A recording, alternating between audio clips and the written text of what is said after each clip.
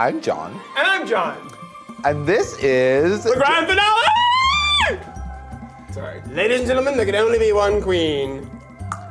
And we were there live. We've got the all access tees. Yes. This is the actual tambourine from Ginger's number. Oh, wow.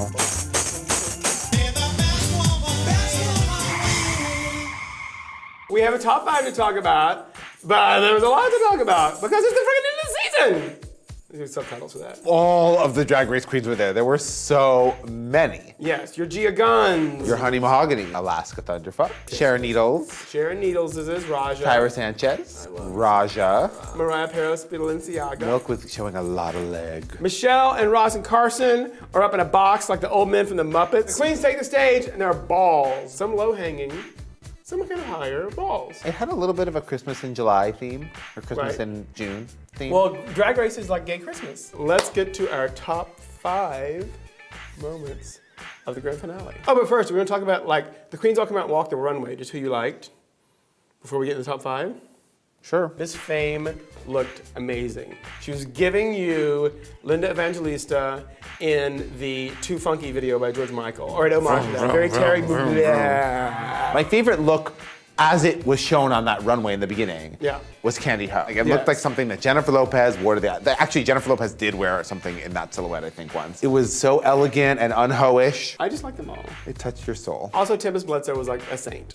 Tempest Bledsoe. The audience warm-ups, which are available on Wow Presents, Hello.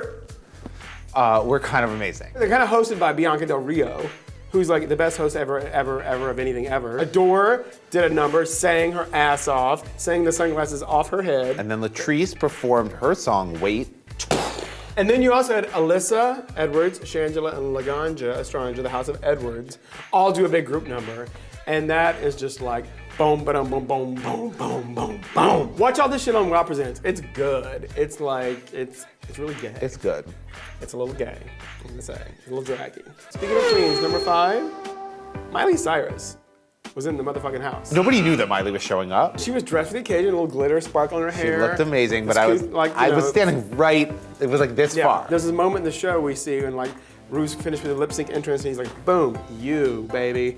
And it's Miley and she's like, yes! And Miley stayed the whole show, gagged throughout, you see her in the audience a million times, and came backstage, on stage later and took pictures with everybody. After the show, she's posing for pictures with all the queens, and Katya was over on the side of the stage, and Miley's like, Katya, I've been waiting 5 hours for this, to get a picture with you. That's so awesome. So awesome. For moment number 4, we're gonna talk about the message from Ginger's father in particular. Messages from parents is kind of a Drag Race thing, and I have to say, it's amazing every time for me when I see these parents talking about how proud they are of Right, their... and you know they're coming. They're like, oh, you know, you've had a rough relationship with your family, you're not talked in 10 years, da-da-da. So, if you watch the show, you've watched Untucked for years, you've seen all this. I'm gonna put this down because it's gonna make noise the whole time. But still, this one was particularly touching, because he really was honest about sort of the difficulties they've had and the way Ginger might feel and the way he feels. For you to think that I don't approve of you makes me feel like I failed as a father. There's no way that I don't approve of you. And then he's just like, almost like talking to himself, and he starts breaking down, like, no one knows how hard you've worked. And like, oh, I don't know, he's like...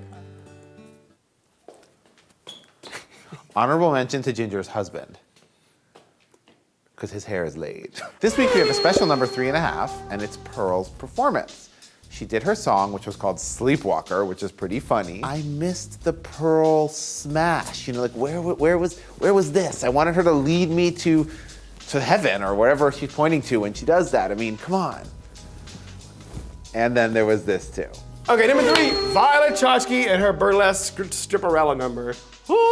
Violet told me backstage that dress that she wore, the look, was one of the first things she ever made. She designed it. To do Dragon. To do Dragon. This girl just came out of the drag womb knowing how to do this stuff. It's amazing. The whole way she dealt with like the fingers on the gloves and pulling it off and like, zip.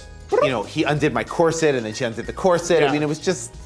Yeah, it was a perfect marriage of performer and song and numbers and used all the dancers perfectly.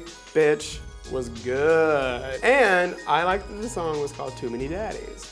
which I feel like is probably also something she can relate to. Violet has probably just about the right amount. Pearl has way too many. So now number 2 is a whole bunch of stuff. Patti LaBelle pops up. Jasmine, the first time she ever did drag was to win tickets to a Patti LaBelle concert. And so she dressed up as Patti LaBelle to go to this event and won the tickets.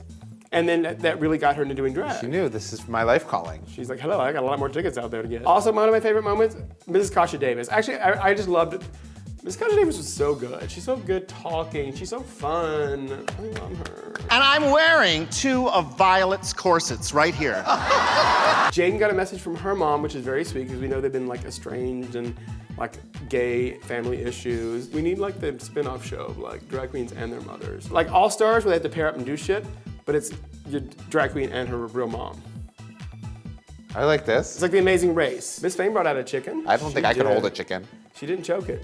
She held it very gently. this time. Speaking of choking, Trixie got choked up. Bianca also said some really nice things about being grateful for her time on the show. Because of this opportunity that this lady has given me, it's changed my life. So therefore, I cannot thank you enough. I asked her how she was gonna get that stuff off, and she was like, I'm not sure. I'm just gonna hope it comes off. I haven't seen her since. She might still be wearing She might shit. still be covered in it. Also, Katya. We learned that Katya thought Rue was gonna kill her, and that Rue actually wanted to. And of course, I know you don't want to, I mean, I'm 98% sure at least. No, I did want to kill you. The dark side of Drag Race. Yeah. The people have spoken very clearly, Yes. and they love Katya. Yes. Cause she also won, spoiler alert, Miss Congeniality. Oh, and Katya told me that she loved Katya Clarity. Yeah. It's time for number 1. This is the number 1 of the whole season. The number 1 of all the number 1s. The one. So the top 3 come back on stage, and they come through the audience. It's like, I don't know, the Olympics or like a Diana Ross concert or something. They all come down through the... It's like The Price is Right. It's like The Price is Right. Violet is in this amazing lavender stoned thing. She's literally covered in violet tchotchkes. It's like a short dress that has a little other piece that goes over it, and then that piece zips down. She called it a hobble skirt. And the heels, they're like purple fetish Ooh, la, la, pumps. la, la, la. I don't understand how she was standing for 1 second in this outfit, let alone walking down the pitched aisle of Yes. a theater, and she did it like it was nothing. Ginger had on this kind of black leather thing, and that was really kind of chic and like... It was super chic, and she looked super beautiful. Gorgeous. And she said to me backstage, she said, oh, isn't this a little bit edgy for me? And I thought, like, it's so great that you chose this for this moment. Yeah. You know, you sort of push the envelope, but in this way that makes you look perfect. And Pearl was just giving you classic Pearl, kind of white toned, pearly, glamour. Yeah, like Kim Basinger at the bar at Formosa Cafe. Oh my God. In LA Confidential. Yeah. She was giving you every Hollywood moment all at once. And then it's time to crown America's Next Drag Superstar. Katya? My favorite moment about that, which was gag-worthy, also it was Katya's sort of performance as like this like weird urchin child. She was just like, but was watching Violet and the other queens respond. Because they were just like, they were living for it. America's next drag superstar is...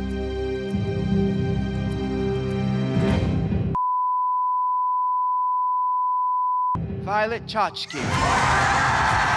Violet Chachki is so next level. Like, Yes. when you see her in person, it's like the heels are higher than you thought, the waist is smaller than you thought, the attitude is bigger than you thought, the confidence is bigger than you thought, the bitchiness is bitchier than you But thought. she's still kind of like down to earth. She's like cunty and down to earth at the same time. The very first moment you see her for real in the show, like she gave you the gag-worthy moment in the episode 1 with the zip, boom, flying squirrel tartan reveal. She offered to sell it to me.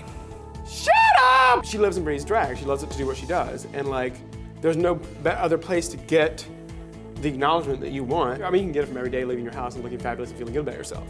But on a big scale like this, it's like, boom, nailed it! Well, congratulations, Violet. Now you need to come up with some new goal.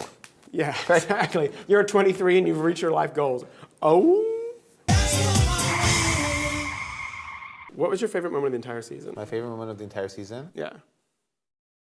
Knitter, please. You're welcome.